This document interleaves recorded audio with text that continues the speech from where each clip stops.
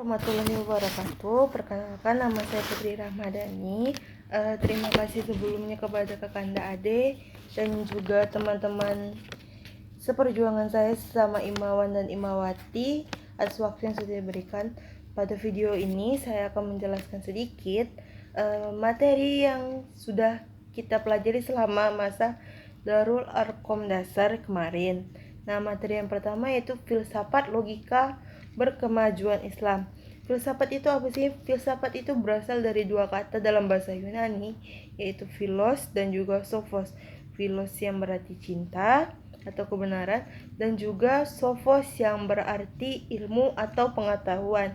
Nah, bisa kita rangkum di sini bahwa filsafat itu merupakan ilmu yang mempelajari tentang kebenaran yang sudah ada dan juga berdasarkan kenyataan yang sebenar-benarnya. Nah, yang kedua ada logika. Logika merupakan hasil dari pertimbangan dalam pikiran manusia atau sesuatu yang bisa dicerna oleh akal manusia. Yang ketiga ada itu teologi atau ilmu kalam. Nah, teologi atau ilmu kalam sering juga disebut sebagai ilmu tauhid, yaitu ilmu yang mempelajari segala sesuatu tindakan yang sesuai dengan apa yang sudah diajarkan atau sesuai dengan apa yang ada di dalam Al-Quran dan hadis sebagai pedoman hidup manusia. Nah, hubungan ketiganya di sini kenapa dijadikan satu? Nah, hubungannya yaitu mengajarkan manusia bagaimana caranya bertauhid sesuai dengan akal dan pikiran, dan juga Al-Quran dan hadis sebagai pedoman hidup berkemanusiaan sesuai dengan perkembangan zaman yang ada sekarang. Yang kedua itu ada gerakan dakwah Muhammadiyah.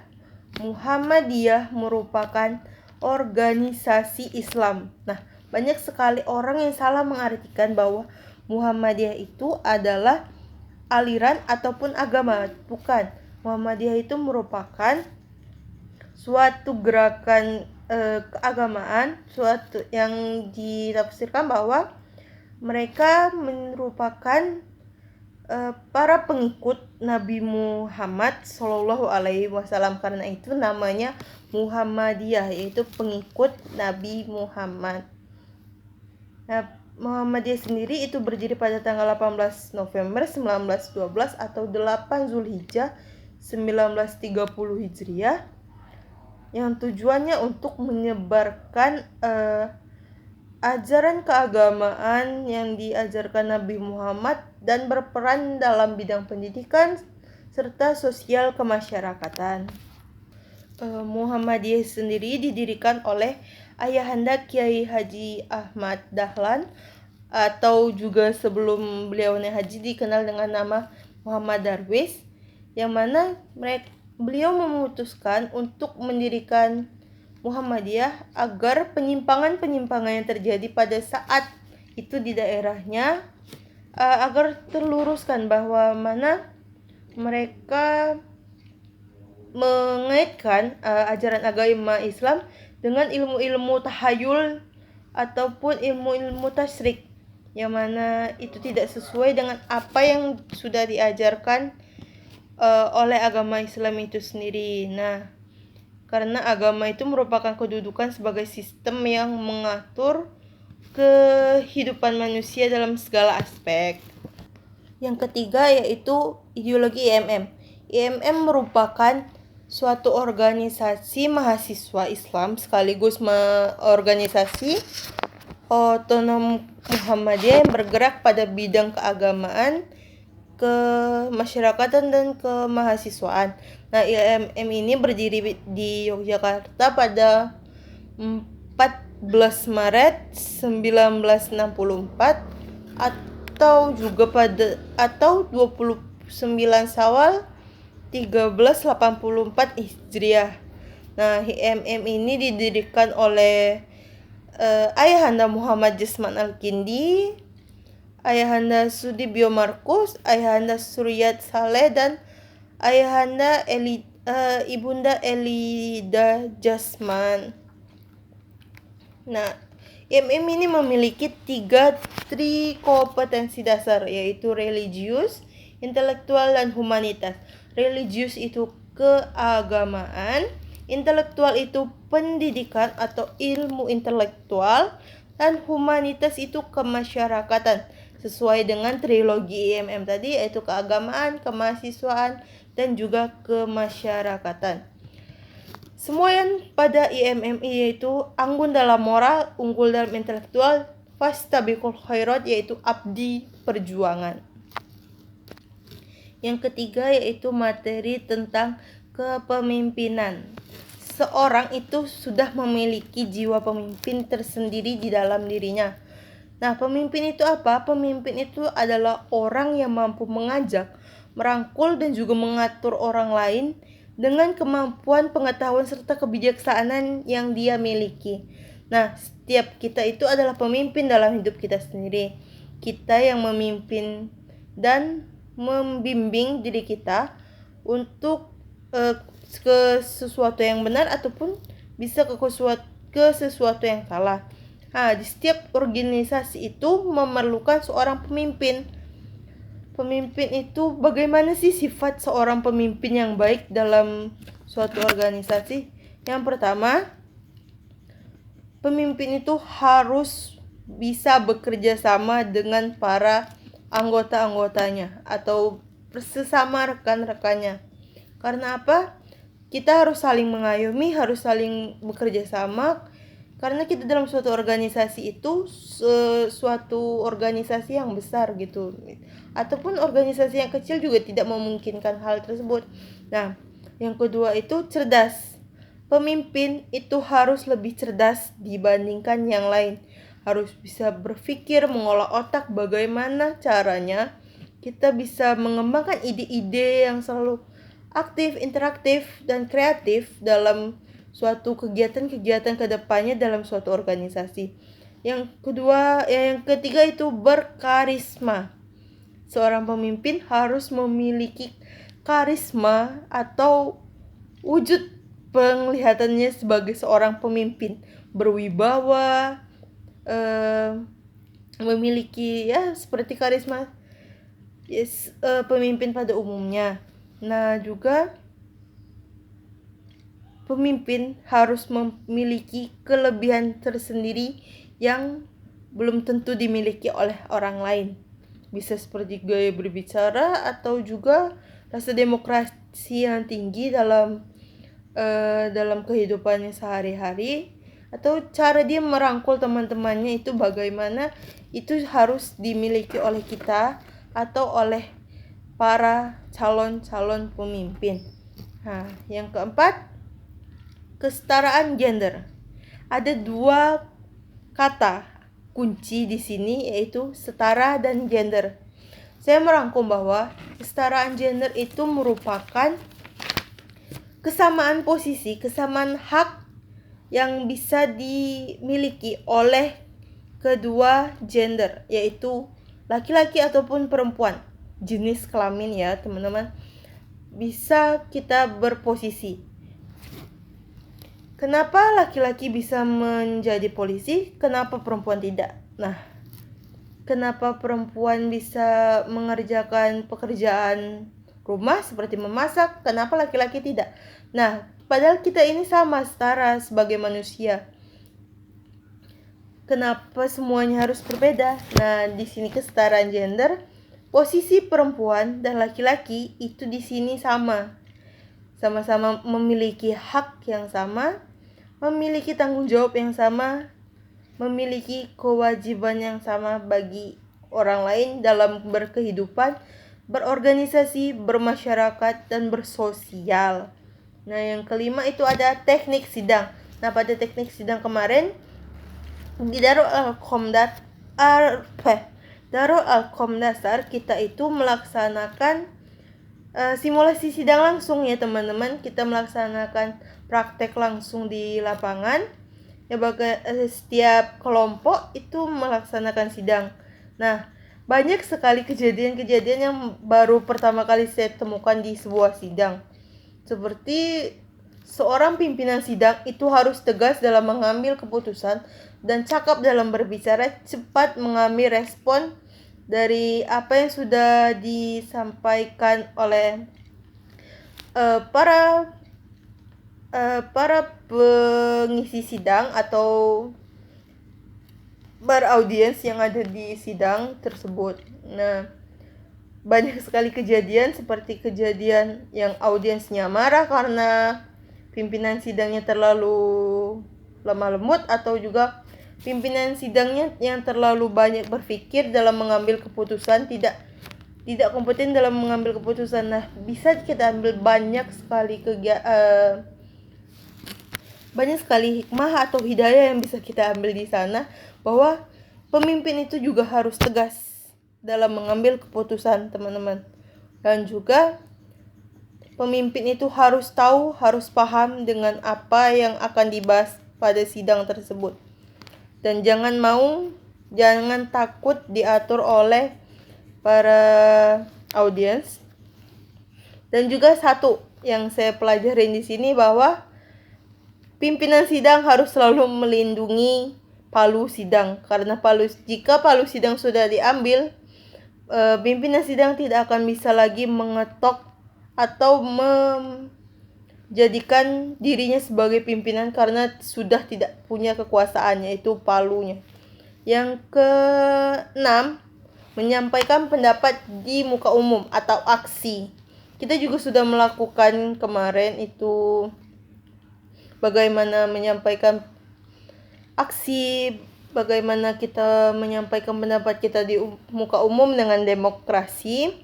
Nah, yang saya pelajari di sini bahwa kita jangan asal-asal teman-teman.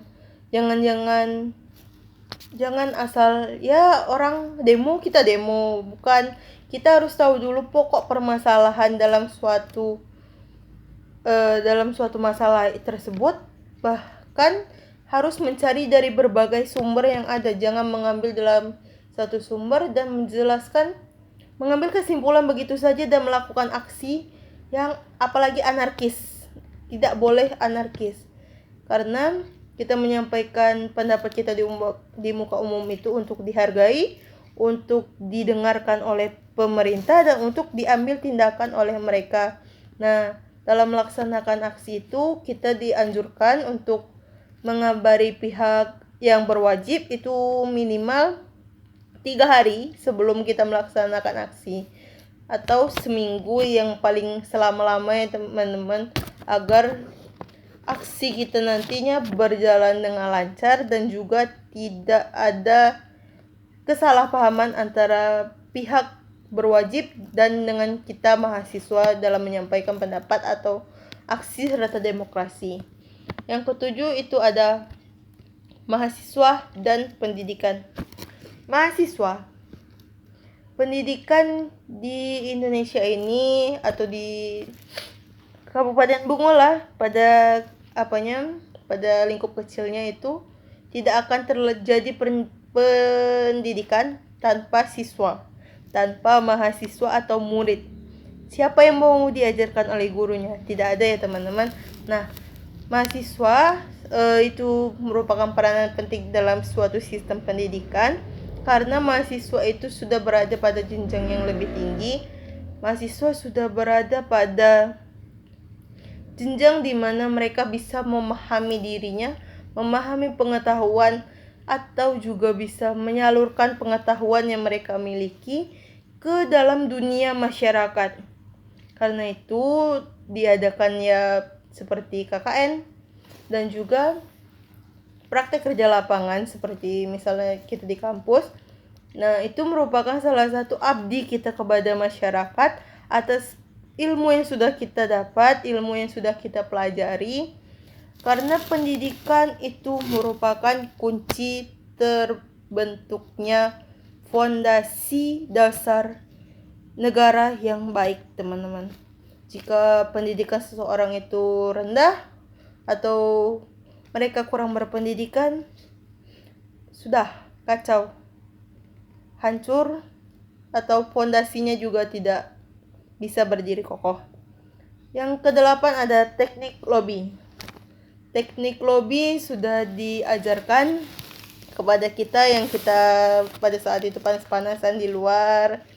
Kita melobi untuk mendapatkan uang, untuk mendapatkan dana agar bisa disalurkan kepada adik-adik atau teman-teman kita yang yatim piatu di panti asuhan Muhammadiyah. Nah, pada saat itu banyak sekali ilmu bermanfaat yang bisa kita ambil, seperti saat itu saya dan teman-teman saya melobi seorang penjual gorengan untuk mendapatkan kerja agar bisa diupah, dan upahnya nanti kami sumbangkan untuk anak yatim piatu.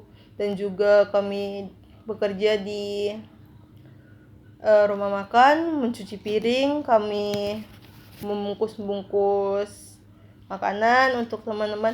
Nah, bagaimana cara melobi yang baik itu? Bagaimana cara kita berbicara kepada orang lain? Bagaimana kita menyampaikan apa yang ingin kita sampaikan, keinginan kita, agar itu semua terpenuhi, teman-teman. Nah, disinilah teknik lobby ini. Dan juga pada hari terakhir kita DAD, itu kita dilobi oleh para instruktur, di mana instruktur melobi agar kita melepaskan tanggung jawab, melepaskan amanah yang sudah diberikan kepada kita untuk disampaikan sampai akhir. Nah, di beberapa tempat dan beberapa kelompok juga kita ada yang kena lobby, seperti terkena lobby yang membawa kotaknya diantar sampai ke tujuan terakhir dan teman-teman yang lain ditinggalkan, dia sendirian naik motor. Nah, di situ kan terlihat bahwa kita di lobby,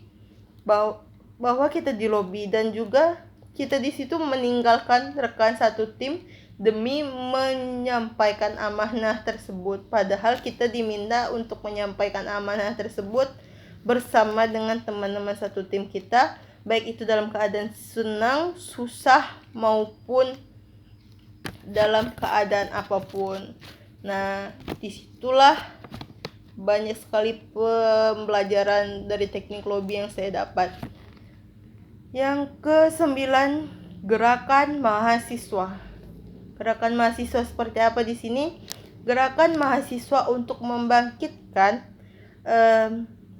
jiwa-jiwa masyarakat, mahasiswa yang lain untuk bergerak menuju dunia pendidikan, dan juga dunia di Muhammadiyah, itu dunia keagamaan yang benar. Khairat, berjuang dalam kebenaran, kita membenarkan segala sesuatu gitu. Misalnya ada sesuatu yang salah dari segi akidah atau dari segi akhlak, kita mencoba untuk menjelaskan, kita menerangkan bahwa hal itu salah dan bertentangan dengan ajaran yang ada, yang sudah diajarkan dalam Al-Quran ataupun hadis ataupun Islam oleh Nabi Muhammad SAW. Mahasiswa di sini harus bisa bergerak sebagai abdi bagi masyarakat.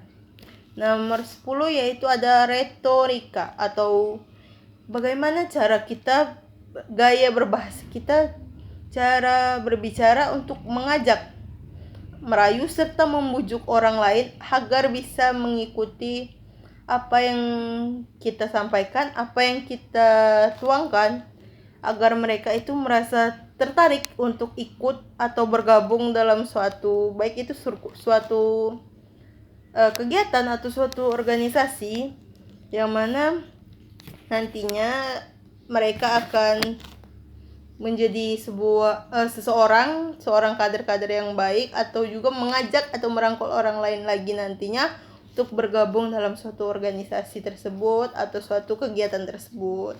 Nah, mungkin itu saja yang bisa saya sampaikan, atau pemahaman saya sedikit yang saya rangkum dari banyaknya materi Darul Arkom dasar. Oh iya, satu lagi teman-teman, tentang bedah film Sang Pencerah. Pada saat itu, film tersebut menunjukkan pada saya bahwa perjuangan, kerja keras, dan keikhlasan insya Allah itu akan membawakan hasil dengan dipancing oleh ilmu pengetahuan dan pendidikan yang kita miliki. Jangan mudah terpengaruh oleh orang lain, jangan mudah untuk putus asa, serta terus bangkit dalam menuju suatu kebenaran. Akhir kata saya tutup. Billahi fisabil haq, wastabiqul khairat. Wassalamualaikum warahmatullahi wabarakatuh.